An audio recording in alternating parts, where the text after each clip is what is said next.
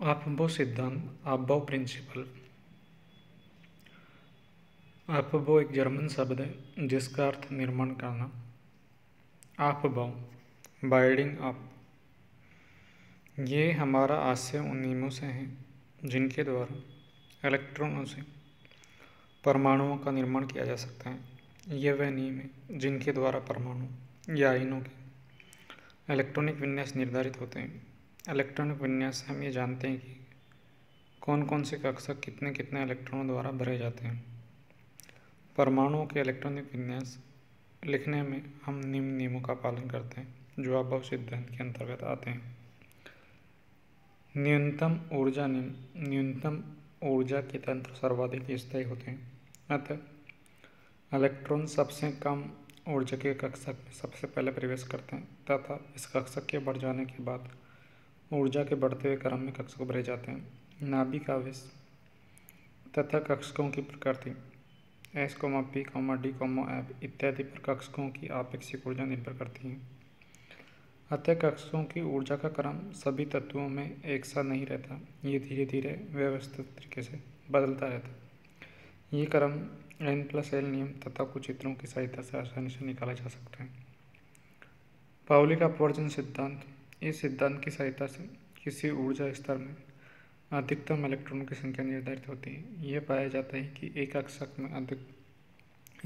में 2 इलेक्ट्रॉन तथा एक मुख्य ऊर्जा स्तर में 2n² से अधिक इलेक्ट्रॉन नहीं समा सकते। हुंड का अधिकतम बहुलकता का नियम। समान ऊर्जा के कक्षकों उदाहरण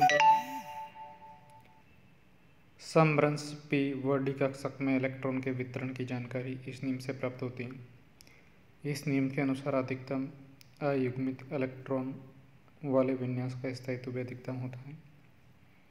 अर्धपूर्ण एवं पूर्ण रूप से भरे कक्षकों का अतिरिक्त स्थायित्व पाया जाता है तथा इलेक्ट्रॉनों की संख्या में 1 की वृद्धि होने पर भी परमाणु इन विन्यासों को जो को त्यों बनाए रखने का प्रयत्न करते हैं। N+L नियम। इस नियम की सहायता से उप स्तरों के बढ़ने के क्रम को निकाला जा सकता है। सर्वप्रथम प्रत्येक उप स्तर के लिए मुख्य क्वांटम संख्या n तथा अज़ोमुथल क्वांटम संख्या l का योग N+L निकाल लेते हैं तथा इस योग के आधार पर निम्नानुसार ऊर्जा क्रम को निर्धारित करते हैं।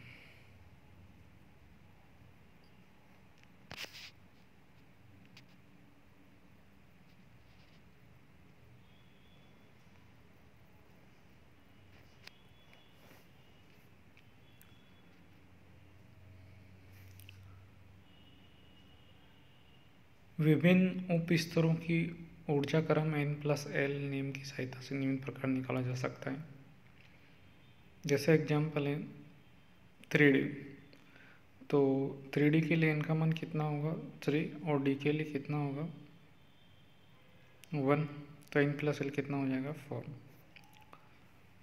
उपयुक्त नियमानुसार फर्स्ट S कक्षक की ऊर्जा न्यूनतम होगी। इसके पश्चात 2S कक्षक आएगा। 2P तथा 3S कक्षकों के लिए N+L का मान 3 है। 2P कक्षक के लिए n का मान n=2। 3S कक्षक की अपेक्षा कम होने के कारण इसकी ऊर्जा 3S कक्षक से कम होगी। इसी प्रकार 3P तथा 4S कक्षकों में 3P की ऊर्जा कम होगी। यद्यपि इन दोनों उपस्तरों के लिए N+L का मान 4 है। जिन उपस्तरों के लिए N+L का मान 5 है उनका ऊर्जा बढ़ने का क्रम 3D से ज़्यादा 4P, 4P से ज़्यादा 5S होगा। समान N+L मान वाले अन्य उपस्तरों को भी इसी प्रकार ऊर्जा का क्रम निकाला जा सकता है।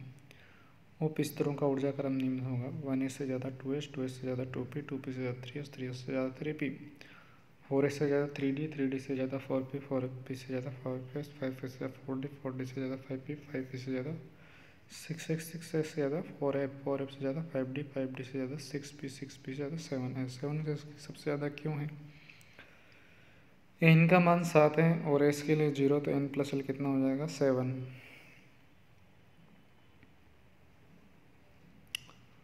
पाउली का अपवर्जन सिद्धांत चारों क्वांटम संख्याओं की सहायता से कक्षकों, उपस्तरों व मुख्य ऊर्जा स्तरों में इलेक्ट्रॉन की संख्या को सीमित करता है। यदि ऐसा नहीं होता कि एक परमाणु के सभी इलेक्ट्रॉन न्यूनतम ऊर्जा के एक ही उपस्तर में स्थान को प्रयत्न करते हैं।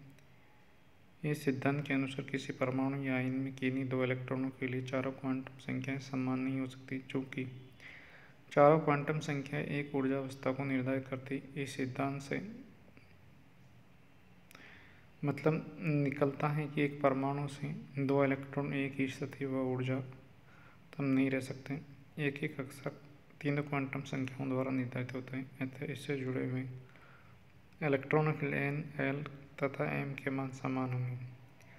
पाउली अपवर्जन नियम की अनुपालना में एक कक्षक में रहने वाले इलेक्ट्रॉनों के चक्रों क्वांटम संख्याओं के मान भिन्न भिन्न होने आवश्यक हैं। यदि दो इलेक्ट्रॉनों के चक्र समान हैं, अर्थात उनके तो इस नियम के अनुसार वे एक ही कक्षक में नहीं रह सकते, क्योंकि इस अवस्था में n, l तथा m किसी एक क्वांटम संख्या का मान असमान होना आवश्यक है। चूंकि s के दो ही मान प्लस ऑफ माइनस ऑफ संभव है, एक कक्षक में दो इलेक्ट्रॉन आ सकते हैं। क्योंकि यदि एक कक्षक में तीन इलेक्ट्रॉन रखने का प्रयास किया जाए तो तीसरे इलेक्ट्रॉन के लिए का मान n माइनस ऑफ होगा, जिसमें तीन में से दो इलेक्ट्रॉन की चार क्वांटम संख्या समान हो जाएगी, जो पाउली के पूर्ण सिद्धांत के अनुसार वर्जित है। इस प्रकार एक कक्षक में इलेक्ट्रॉन का ऐसा युग्म में रह सकता है जिससे इलेक्ट्रॉन के चक्र विपरीत होते हैं। अतः लिथियम के तीन इलेक्ट्रॉनों में से कक्षक के में दो ही रह सकें, जिसके लिए चारों क्वांटम संख्याएं अलग अलग होंगे।